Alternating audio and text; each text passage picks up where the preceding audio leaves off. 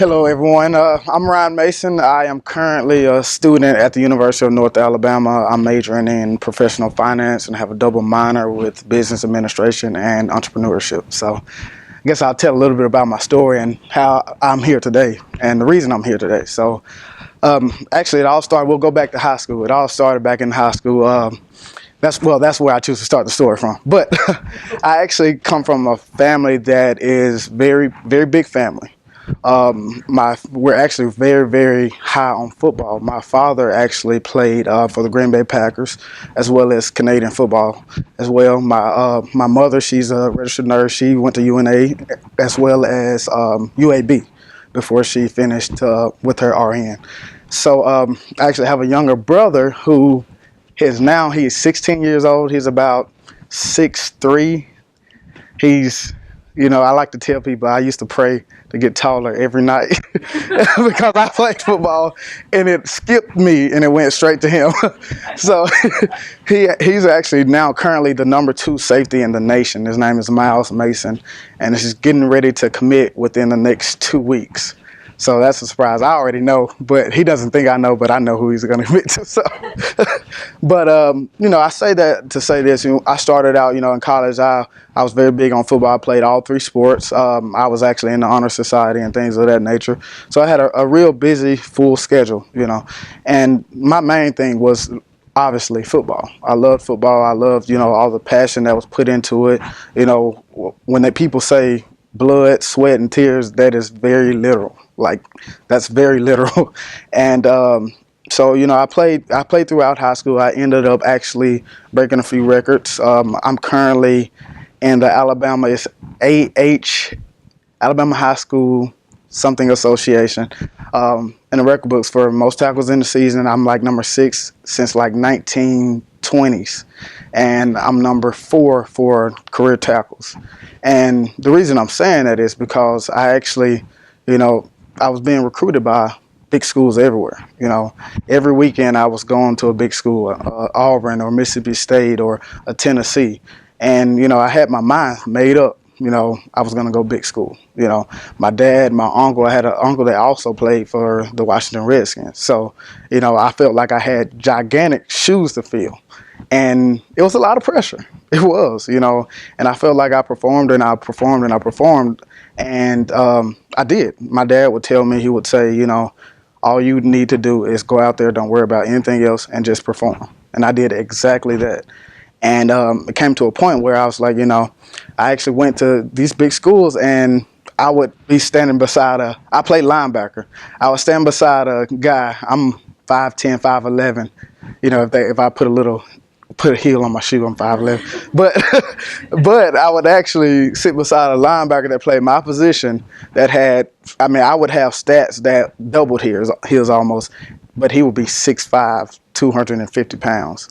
And I would literally run circles around him. But the college coaches didn't see that. And it was something that I kind of did not listen to. Of course, my dad was in my ear telling me, don't worry about that, And it came to a point where, my mind was made up with everything, where I want to go and everything like that. And close to signing day, I had coaches call me in a mass. Like, a lot of coaches called me and said, hey, you just don't pass the eye test. That scholarship we were going to offer you, we love everything about you, but you just don't pass the eye test, And what I mean by the eye test is, for example, I went down to Tennessee and they were actually measuring hand size.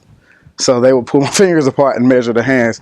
And I got so mad. I was like, that's why Tennessee can't win in the games. But hey, so, yes, I hope there's no Tennessee fans in here. But right. Oh, yeah, you're right about that. So, so actually from there, I ended up, it didn't end all bad. I ended up getting a full scholarship here to UNA. And at the time, I never heard of it. Now, my family is from Muscle Shoals. I don't know if you guys may be familiar with Burt's Carpet Cleaning and Janitorial Service. That's my grandfather's business. And so, I toured the campus and everything, and, it seemed like the right fit, and my family was right around the corner, and, we had my grandmother, she finished with her PhD here, and, it felt like the right fit, Of course, there was times I cried about it, but it felt like the right fit. And I knew that God wouldn't put me in the wrong place. He wouldn't take me through anything that I could not, conquer. So I accepted it and moved on, right? So I got here, full football scholarship, and I wanted to major in professional finance. I knew I wanted to do something with business. I just didn't know what. I had no clue. My father, he owns a company, my grandfather, and also my uncle. And, so I just knew that I wanted to do something with business. I knew that, it would be a waste if I didn't, accept their teaching and try to implement it in my everyday life. So actually, my story kind of starts off at UNA, again, playing football. At the time I had started out, I was doing pretty well for spring training. Of course, I wanted to come in and start right away. And I actually hurt my ankle very bad. I had a really high ankle sprain. And from that, that kind of took me almost a month and a half to close to 2 months. So I was actually on the starting bus and sprained my ankle and was off the starting bus. And I felt like from there, we'll fast forward a little bit. I felt like from there it kind of went downhill for me, And I wasn't getting the playing time like I wanted, that I felt like I've deserved. I had run-ins, nagging injuries, things like that, and everything just did not seem to work out the way that I thought it was going to work out. And that was hard on me, for me to go back home and not be able to invite my parents up here and my family, that was very, very hard for me, And also not alone academics, academics is very hard. Football is like a 40-hour plus work week. And I mean, I don't care what anyone says. We get up early in the mornings. We work out about 5 o'clock, 5 or 6 o'clock. We go to class, and we have to be out of class by 12 to go eat. And by 1 o'clock, we have to be back in the field house for coaches meetings. Then the practice starts at maybe 2:30. Then from 2:30 to maybe 5 or 6, we're practicing in the hot sun all day. We're tired, we're hungry, we're beat up, and then we have to go study for a test. That's hard. And, and that's something that some of the challenges that I face, So, I actually kept playing for 2 years until I finally decided maybe, I need to think about some of the steps that I need to take to better my future. I noticed that obviously I wasn't playing as much. So, maybe this big dream of going to the NFL was, it was getting slimmer and slimmer. And I noticed that. And I'm glad that I did notice that because, a lot of people, they like to put all their eggs in one basket. And, I tell people, who am I to, say that you can't do this, but, just be smart about it. Don't put all your eggs in one basket, and you want to, make sure you have options. So, at one point, as a sophomore, I remember going to Dean Carnes' office. And I went to his office and I talked with him. And, I told him, hey, I want to get my master's. It was literally, now that I think about it, it was literally sporadic. I don't even know why I did it. I just did it. And I told him I wanted to get my master's, and, he never forgot my face. And the people in the office never forgot my face at all. And to this day, that explains kind of why we have the relationship that we have. But so, I'm going into about my 3rd year of football. And, of course, things aren't going well again. So I decided to maybe speak up to my family about it, And I decided I wanted to kind of throw hints in there. I was really, really scared to tell my dad. That was the biggest thing for me. I was very scared to tell him. And so, I threw a hint to my mom, threw a hint to my grandfather. And my mom was absolutely just, no. You are not getting off this scholarship. I don't care what. You're not getting off of it. So I began to tell them why. I felt like, one, my grades were slipping. And I felt like I could really, really change the game. And I could really pick up the slack, bring my grades up, get ready to prepare for the master's program. And, that was one of my excuses. The second one was time. It was hard. I didn't feel like I was falling out of love of the game, And for me to go out there and get beat up every day, and deliver these blows and getting my head knocked around and knocking other people's heads around. It's hard to do. So at the time, I actually told my family, everyone but my father, and I immediately, one day I sat at home and I said, okay, well, if I am going to do this, I need to figure something out. I need to figure out what's the next step. So what I did was I picked up the phone and I called about 7 to 10 people from the business department at UNA. That was sporadic. I don't know why I did that, but I just did it. So I called a lot of people, and I ended up talking to Dr. Barrett and things like that. And I told them that, hey, I have an idea and I want to do something with it. So they all ended up recommending me to one person, and that was Dr. Bora. And so I remember calling Dr. Bora. I called Dr. Bora and he said, hey, where are you? Where are you? And so I actually went down to his office. It may have been that day or the next day. I went down to his office, talked to him, first time meeting him. And I told him, my situation. I just poured it all on the table. I said, hey, this is what I'm thinking about doing. This is why. And this is, I just feel like this will be the next step to me bettering my future.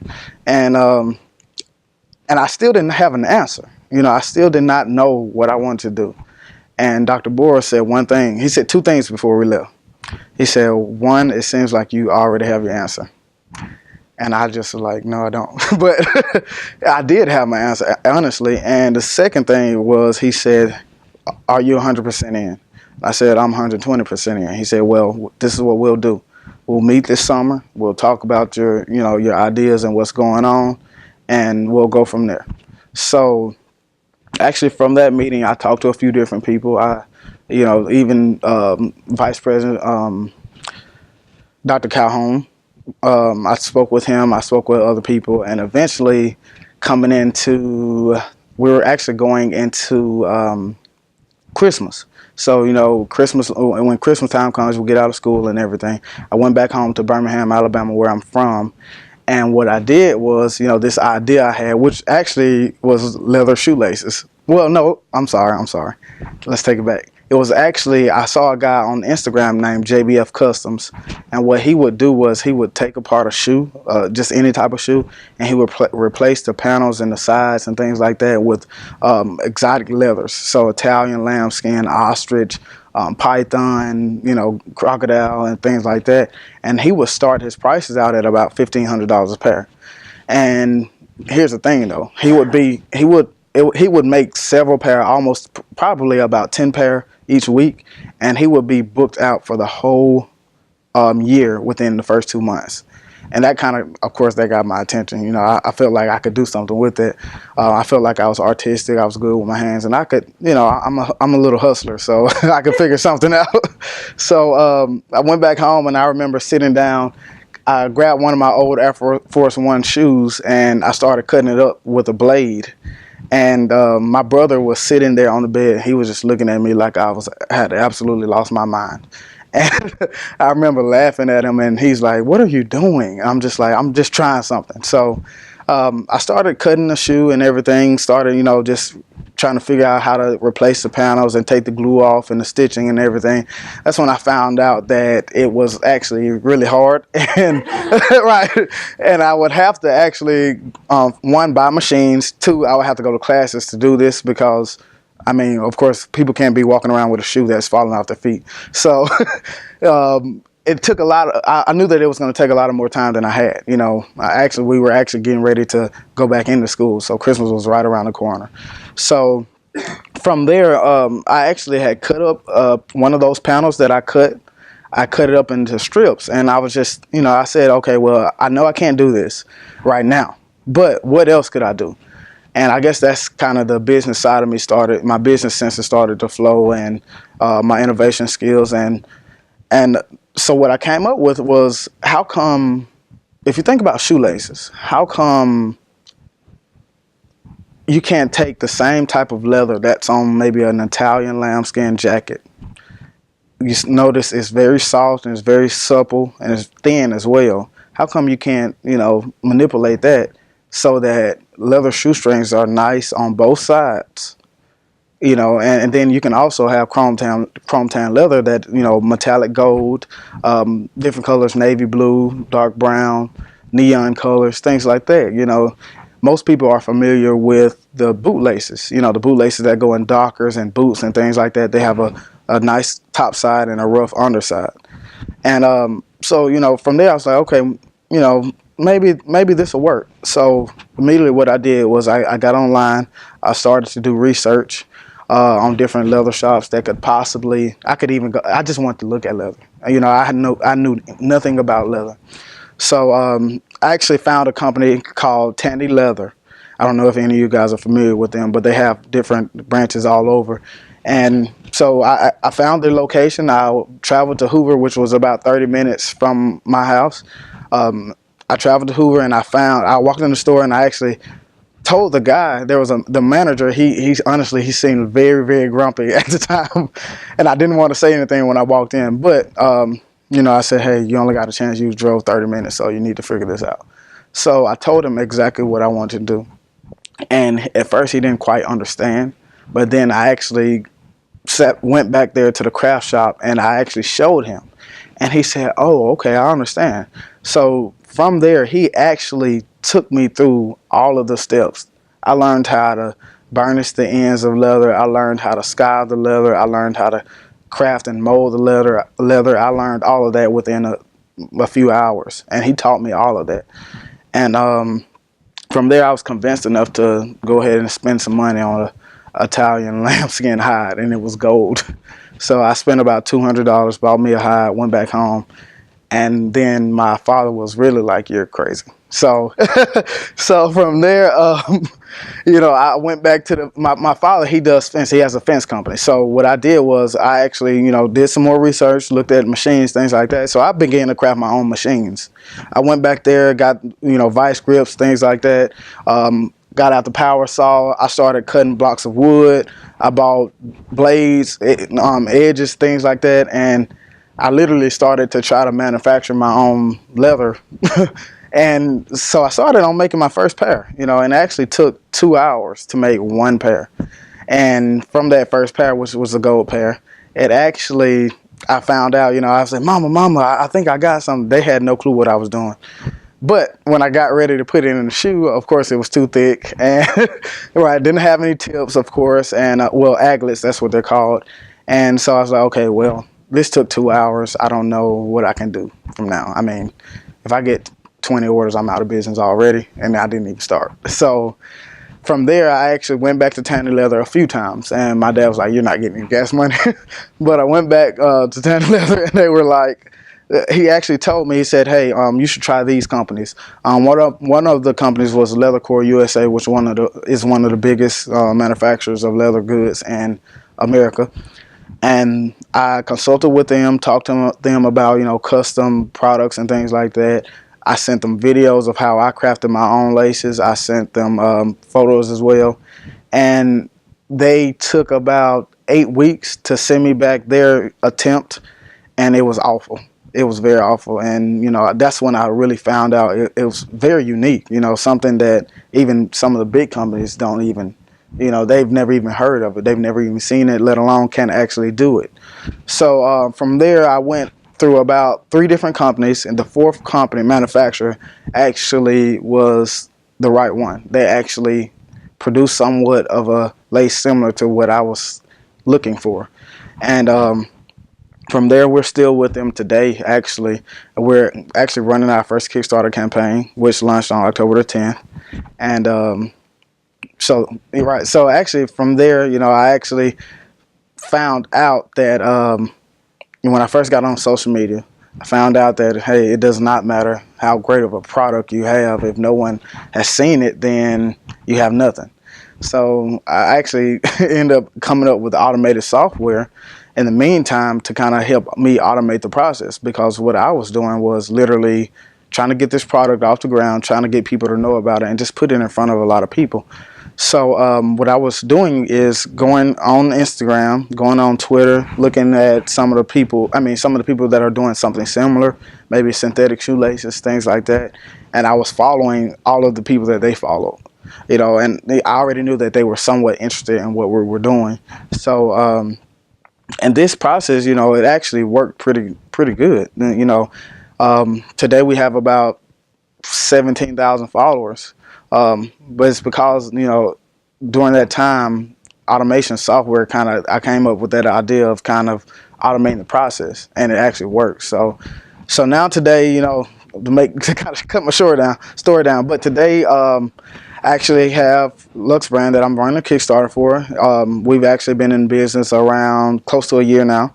So we started in August about R&D and stuff like that, and trying to figure out how we can get this thing started with the help of Dr. Bora and Mitch Ham. And now I also launched another company called BizBuzz Digital. So it's pretty much social media marketing right now. I plan on using that as a whole marketing platform later on. And I'm about to graduate in December, so I'm thankful. It's been a long journey. And as of right now, I actually am president of the Generator, the student incubator. I don't know if you guys have been there, but it's a really nice place. We have a really nice environment. A lot of students come and collaborate about ideas, and also, helping each other, and just in life general. It's a very good atmosphere. So that's a little bit about my story. And I started out, I feel like my story represents, life doesn't always go as planned. It was I had to face the biggest decision I've ever made in my life, and that was to stop playing football.